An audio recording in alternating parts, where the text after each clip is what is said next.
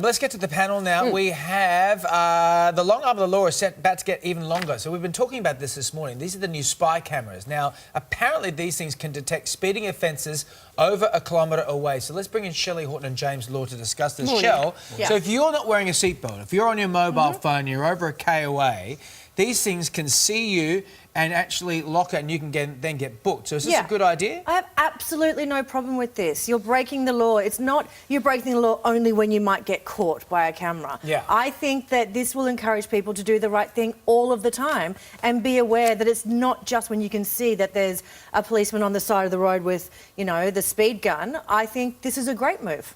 I guess people, you know, often will say it's revenue raising. James, what do you think? Surveillance state. Well, it is revenue raising, but it's kind of like two birds with one stone. So they get the money for the people who are doing the wrong thing, but I think on the other hand, it does change your behaviour.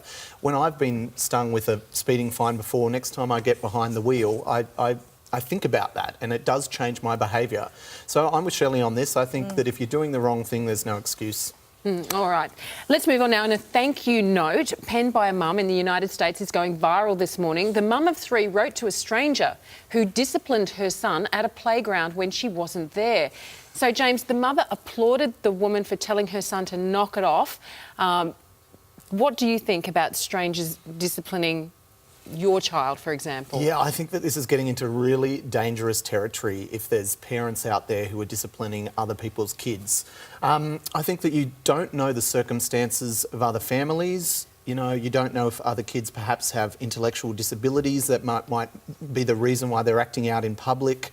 I think you've got to tread really carefully. And the other thing is, I think a lot of kids are a lot better at sorting these, you know, sort of squabbles out themselves without you having to step in all the time and be cop. So I think that it's dangerous territory for parents. Well, look, some parents, Shelley, don't take too kindly to this. I don't know how... shaking her head. Shelley's shaking her head, but I hate to say it, I have reprimanded a child at a playground that's not my child. I have no problem with that. The child was swearing at the top of the monkey bars and just, I'm like, hey, that's enough. If I saw you doing that to my child, I would go nuts. Yeah, you would go nuts. She would glass me a second. Because I think your protective instinct as a parent would kick in. And what about the fact that your kid's on the monkey bar swearing? I mean, come on, what about... This is actually just a verbal reprimand. We're not talking about smacking them. It's not the slap? It's not the slap, even though I do love the slap. Okay. I would definitely say that you should be able to say, hey, put your manners back in, or take your turn. So that's what happened on these monkey bars. This kid was just... like, not giving the other girls a go. Don't you think the children should be able to sort things out for themselves? I wish they could, but they don't. And we've got too many parents involved, and I think that we're the grown-ups, they're the kids.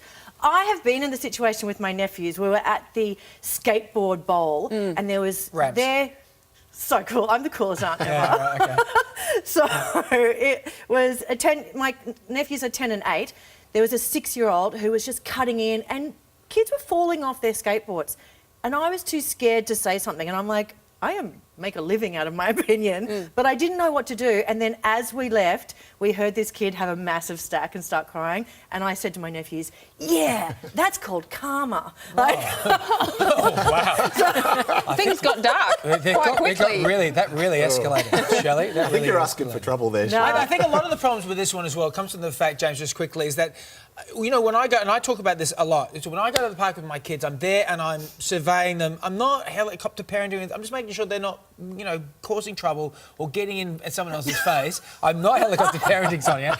But there's some parents that just do this on their phones. They don't care what their little brats do. They walk off and have a latte and sit down. They'd rather talk with friends and see what the kids are doing, and they're breaking other kids. Yeah, and you know what they're doing? They're being kids. They're being kids. So one kid pushes in front of the other kid. Not my kid, they're not gonna. But kids. But Son, do you then teach your kid to have a go at the other kid? To be assertive. To be assertive. To your point, David, I don't think Maggie's going to have a problem with being assertive, just quietly. I get why it's frustrating, you know, when you're sitting there and you see, but you can't impose your parental values on everyone else. That's what you say. Certainly can. I'm with him. I'm with him. He has no children. Yeah.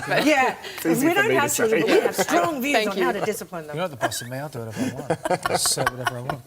All right, James. Let us know on this one at home. I want to know who's right here, Sonia or me. You can just put that on Facebook and Twitter. That'd be great to know. Still to come this Monday, as we said, we're going to have